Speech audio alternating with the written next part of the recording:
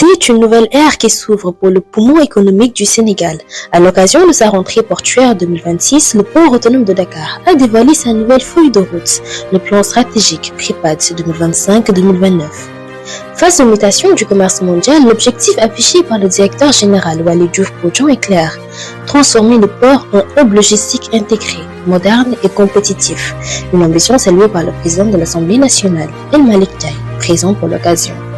Au cours de cette transformation des infrastructures de pointe, le plan met l'accent sur l'accélération du futur port de Ndayane, le développement du terminal gazier, mais aussi le projet Jambar pour relier les ports secondaires comme Cornac ou Ziguinchor. La modernisation passe aussi par le digital avec le guichet unique Orbus Infinity. Le port promeut plus de transparence et de rapidité pour désengorger les procédures administratives. Le port autonome de Dakar aura procédé au lancement officiel de son plan de repositionnement pour la période 2025-2029.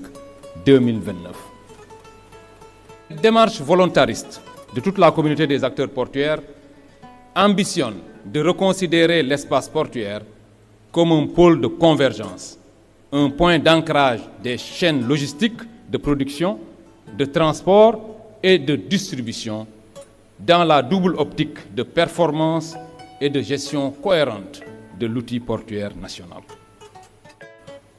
Sur la base d'un diagnostic stratégique sans complaisance, mettant en évidence des défis à relever tels que la situation des espaces, l'inefficacité opérationnelle, la faible connectivité vers l'interland, la faible digitalisation des procédures administratives et opérationnelles, l'absence d'une gestion cohérente et harmonisée du système portuaire. Il s'agira enfin de placer le système portuaire à l'avant-garde de l'innovation numérique pour sécuriser et améliorer les flux physiques, les flux financiers et les flux d'informations. La digitalisation des procédures administratives et opérationnelles, ces ambitions, mesdames et messieurs, ainsi déclinées, requièrent pour leur réussite que le système portuaire sénégalais puisse reposer sur des piliers essentiels. Mais Dakar ne joue pas seul. Invité d'honneur, la ministre malienne des Transports, Dembélé Madina Sissoko, a rappelé l'importance cruciale du corridor Dakar-Bamako, véritable cordon ombilical de l'intégration sous-régionale. Son directeur général, M. Waly Diouf Bodian, dont